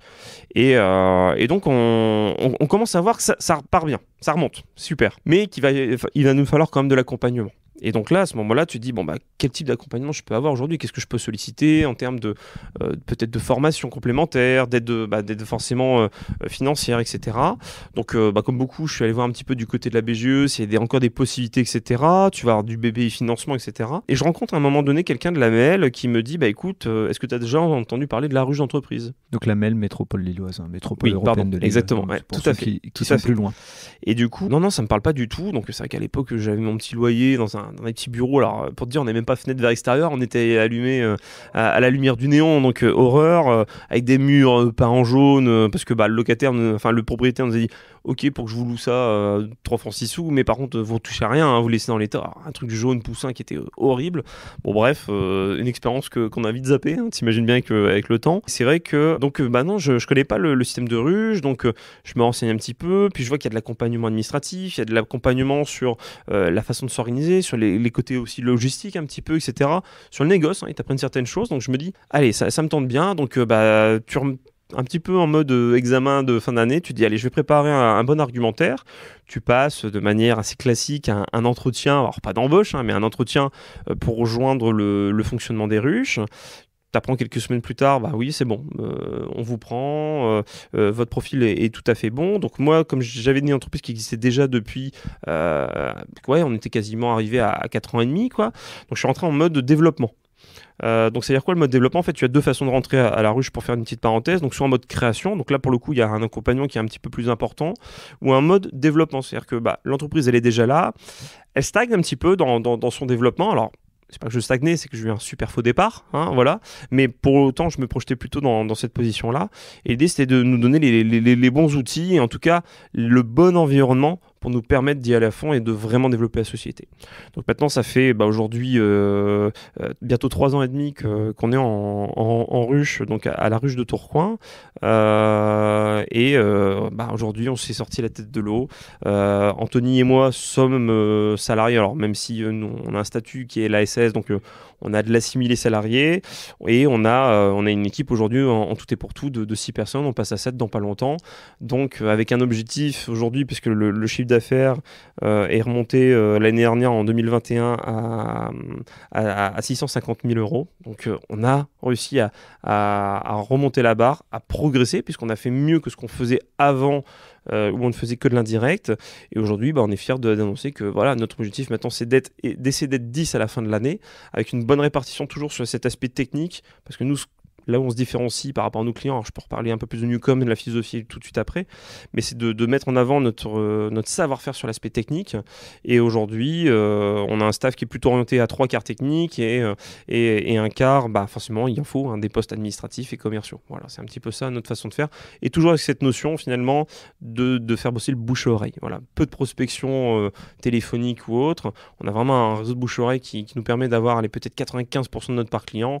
Et encore une fois, c'est du contrat qualifié, c'est quand on va voir les gens, ils savent exactement ce qu'ils veulent, c'est super, mais ils n'ont pas trouvé chaussures à leurs pieds avec des gros paquebots, hein. Je vais citer non pas des concurrents, puisque c'est aussi des partenaires indirects quelque part, mais des Orange, des SFR, etc., qui sont un petit peu enlisés, donc forcément la taille de leur structure. Donc on va plutôt avoir tendance à proposer du pack, parce qu'ils vont adresser des volumes, des masses. Nous, on ne propose que du à la carte. Donc c'est ce qui nous différencie aussi. Et qui dit du à la carte, alors quand tu vas au restaurant, tu prends du à la carte, forcément en général la note elle est un petit peu plus salée. Donc c'est une réalité, hein. Quand tu fais du à la carte, forcément la note est en général un tout petit peu plus chère. Mais je pense qu'on est quand même bien situé par rapport à d'autres gros faiseurs. On n'est pas du tout dans un tarif qui a passé du simple au double. C'est pas une réalité. On va être plutôt dans l'ordre de 5, 10, 15% grand maximum. Donc on n'est pas déconnant. On est légitime sur le marché dans le sens où on offre vraiment une solution faite sur mesure qui va répondre à un cahier des charges précis sur nos clients.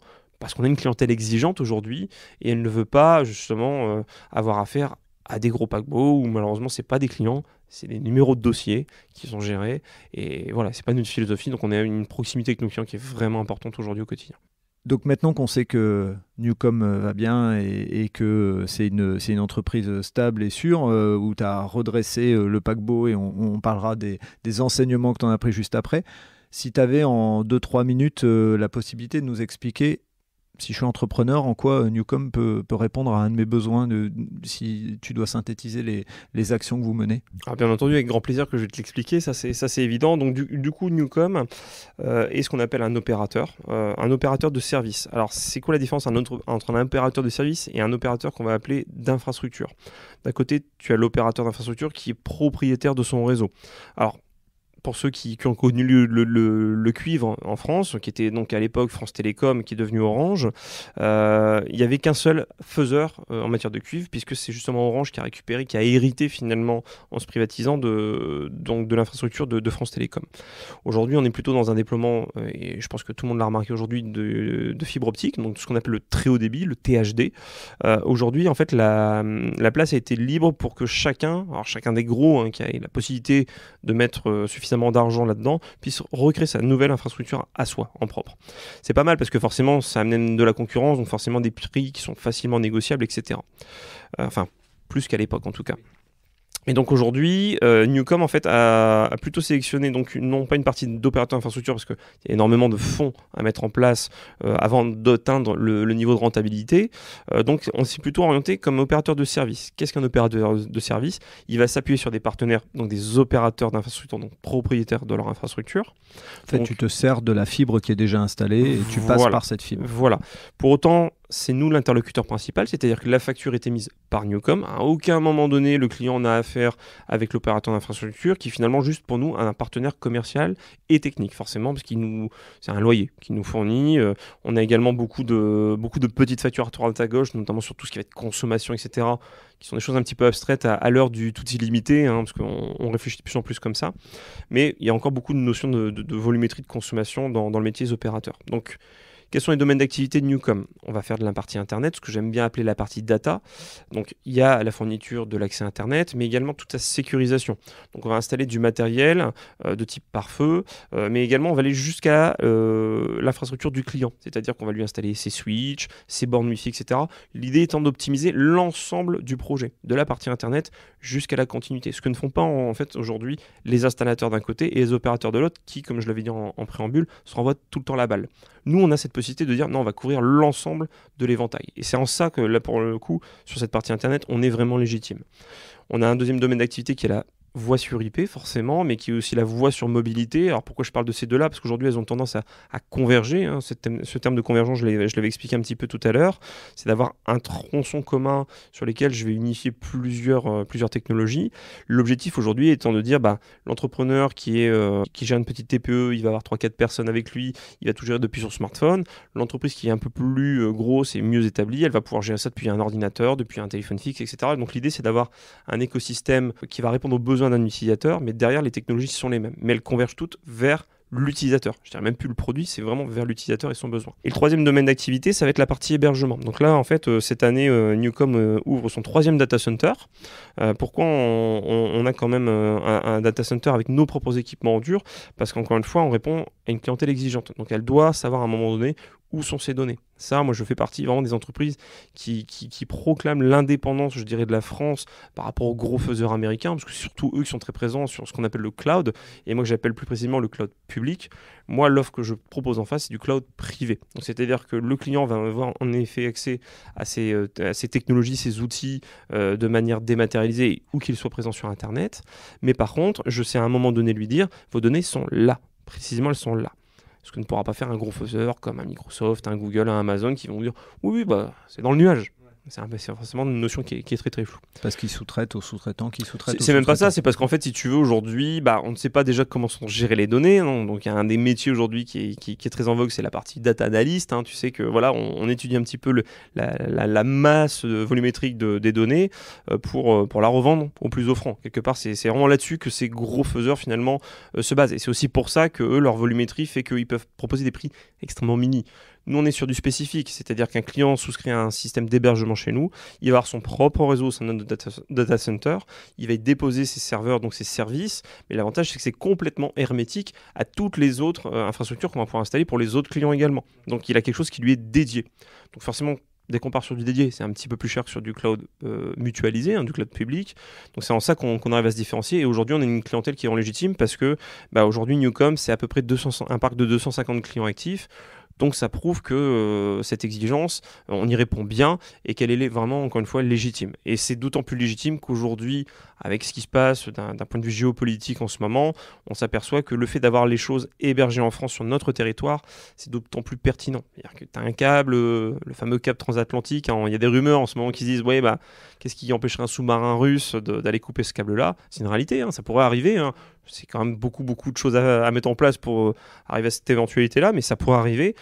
Comment on fait nous? Et c'est vrai qu'en Europe, on a pris un retard phénoménal. Alors, il y a des très belles entreprises comme OVH, etc., qui sont là pour répondre à ce qu'on appelle la souveraineté du numérique, mais c'est encore trop peu.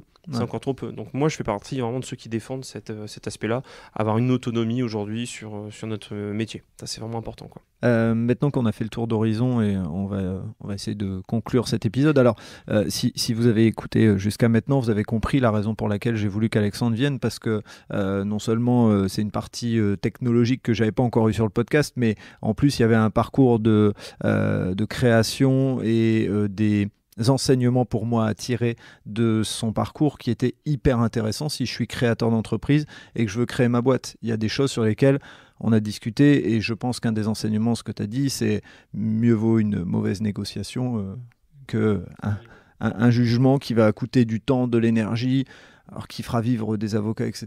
Mais pour autant, à un moment, en tant qu'entrepreneur, on n'est pas là pour faire vivre tout le monde. Donc non, ça a été très compliqué, notamment pendant les 2 années où il a fallu que je redresse la barque. Donc ces 2 années où on s'est peu parlé, c'est une réalité, où je voulais plus forcément entendre parler de lui. C'est dommage, mais voilà. C'est comme ça, c'est la vie. Et puis, il y a un élément qui a fini par nous rapprocher. Ce petit élément s'appelle June.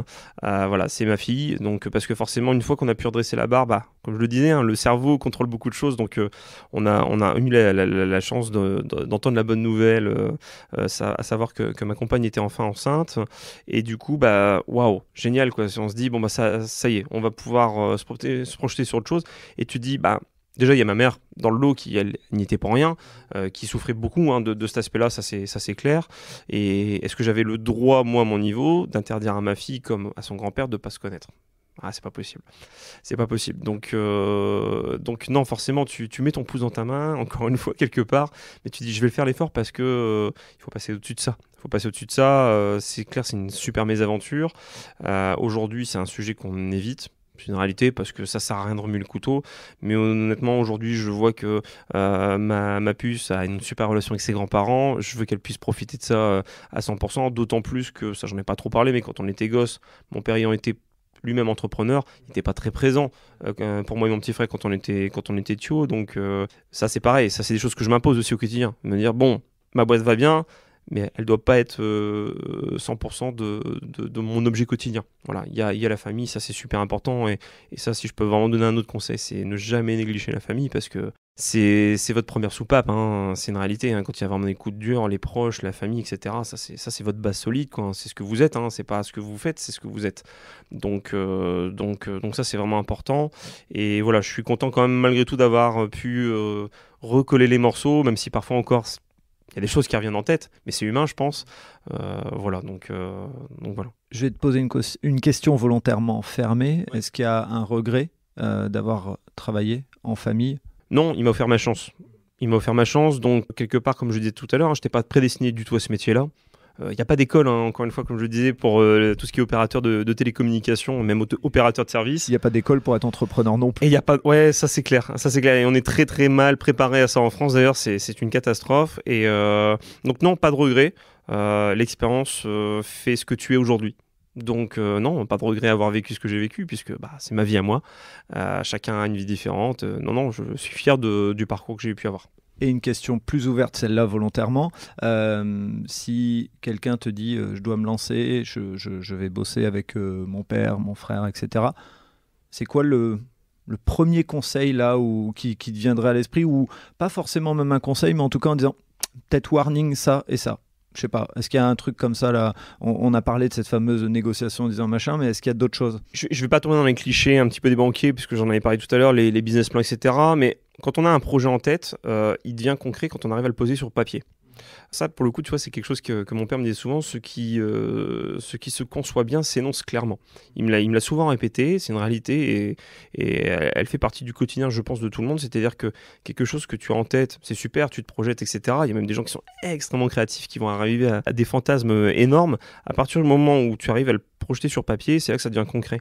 Et que tu dis, tiens, ça y est, j'ai réussi à mentionner ce que c'était. Et donc, je vais pouvoir l'expliquer aux autres. Et si en plus de ça, les autres arrivent à le comprendre, c'est là que tu dis, je tiens la bonne première étape. Donc, il y a un gros boulot en amont, c'est une réalité, à prendre un peu sur soi parce que le fait de le poser sur papier, tu vas aussi tomber sur des déceptions personnelles en disant, j'arrive pas à le poser. Mais si tu n'arrives pas à le poser, c'est que peut-être le projet, soit tu l'as mal imaginé, soit tu as peut-être besoin d'aide aussi pour y arriver. Et il n'y a rien de honteux à se faire aider, bien au contraire, il faut savoir en parler autour de soi, prendre le plus d'influence possible quelque part, quitte à se faire accompagner aussi en disant je vais prendre des associés, parce que peut-être des gens qui ont de l'expérience, peut-être des gens qui vont me permettre de me concentrer moi sur un aspect particulier de ce futur métier pendant que feront autre chose, parce que moi personnellement j'ai vécu avec Anthony. Donc c'est vrai que bien préparer le dossier en amont, c'est clair, et jamais rien lâcher parce que malheureusement l'administration française est lourde, donc voilà. Je vais pas dire qu'il faut aussi prévoir un petit budget, mais si c'est réel aussi, si tu pars avec rien, avec tes idées, bon, c'est bien. Bravo, tu as des super rêves, mais il faut avoir un petit peu de sous de côté et il faut savoir que c'est un petit peu comme quand tu vas, j'en sais rien, au jeu, au casino ou pour ceux qui sont joueurs, te dire bon, il y a du budget que je suis prêt à perdre, voilà, mais c'est pas grave, j'ai passé un bon moment, je me suis amusé, mais surtout pas prendre le risque par contre de dire je crois tellement à mon truc que je vais peut-être renflouer jusqu'à plus de soif. Parce que là, tu mets en danger non pas ton projet, tu mets en danger d'autres choses beaucoup plus personnelles. Et ça, il faut faire attention à cet aspect-là, Donc, parce qu'à un moment donné, forcément, j'ai dû me poser cette question-là. On n'a pas trop abordé les aspects financiers, etc. Mais j'ai pas eu recours à des prêts, en tout cas trop gros. J'en ai eu quelques-uns, mais ça pèse. Ça pèse énormément dans la décision et forcément dans le quotidien personnel. C'est pareil, je connais énormément de clients ou de proches qui ont fait appel au PGE là, pendant cette période délicate qu'on a vécue pendant 2 ans. Aujourd'hui, le plus compliqué, c'est de le rembourser. Donc, je suis fier d'avoir pu me passer de ça. Donc ça, j'en suis vraiment très content et ce qui fait qu'aujourd'hui la société se porte bien et qu'on est en mesure de dire on a là un peu de trésor d'avance qui nous permet d'anticiper les fameux coups durs de demain. Et autre chose, c'est aussi le gros conseil, c'est de dire faites pas du mono-client. Bon, ça paraît logique quand on le dit comme ça, mais quand on a ce client et que lui ne peut pas suivre derrière, c'est tout le projet qui s'effondre. Donc bien répartir la charge, ça c'est super important. Voilà. En général, je dirais un conseil, c'est votre plus gros client, doit peser maximum 20% de votre chiffre d'affaires. Ouais, pas plus. Parce que sinon, vous vous mettez en danger naturellement. De toute façon, il y a des règles même normalement si je me trompe pas, je pense qu'elles sont autour des 30% aidés pour éviter d'être dépendant en fait, notamment quand on est sous-traitant. Donc voilà, et ça, ce message, il porte autant pour le côté client que le côté sous-traitant. Moi qui suis indépendant sur, je vais prendre l'exemple, la formation, si toutes mes prestations dépendent d'un sous-traitant, c'est compliqué. Si demain il s'arrête, il n'y a plus rien et on ne vit plus. Donc oui, c'est un super conseil. Et un autre conseil peut-être, un tout dernier, ce serait de dire, comme moi un peu au départ, c'est-à-dire que j'avais un projet bien fixe en tête, etc. Puis moi borné, je m'étais dit si ça va marcher. La vie a fait que du coup j'ai dû réorienter, revoir ce projet-là. Il ne faut pas avoir peur en fait finalement de lancer son projet, même s'il n'est pas tout à fait au point, pour dire je vais commencer à voir un petit peu de toute façon comment ça prend, ça va monter ou pas. Mais le fait est que dans tous les cas de figure, un projet initialement réfléchi, il sera toujours il sera amené à un moment donné à évoluer. C'est une obligation. Il faut pas avoir peur de ça non plus. Parce qu'il y en a certains qui me sortent souvent, ouais, mais moi, ma philosophie, mon ADN, c'est ça. Oui, mais encore une fois, je ressors mon petit proverbe de tout à l'heure, stagner, c'est crever. Donc c'est-à-dire que soit en effet tu t'adaptes aussi au monde qui évolue. Je fais pas dans la propagande pour un slogan de banque qui me rappelle un petit truc comme ça, parce que le monde bouge. Mais c'est vrai, c'est une réalité. Aujourd'hui, tous les jours, et c'est d'autant plus vrai encore aujourd'hui avec les milieux de l'informatique, des réseaux sociaux, etc. Ça évolue tout le temps. Les canaux de communication sont tellement vastes que même nous, aujourd'hui, on se pose des questions au quotidien en disant tiens, mais est-ce que ça, c'est quelque chose qui va prendre ou pas ? Est-ce qu'on teste ? Oui, je pense qu'il faut tester. Il ne faut pas avoir peur de tester pour parfois prendre des gamelles, mais parfois aussi prendre des belles réussites. Et ça, il n'y a personne qui a une boule finalement magique, une boule de cristal pour savoir si ça va marcher ou pas. Il faut tester.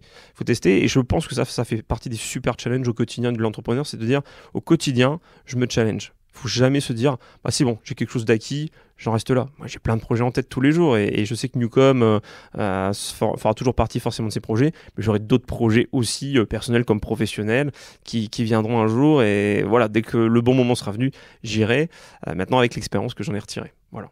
Et le micro d'Allez Vas-y sera pas loin pour écouter tes futurs challenges. Alexandre, je te remercie. C'est moi qui te remercie, Frédéric. Pour ce moment.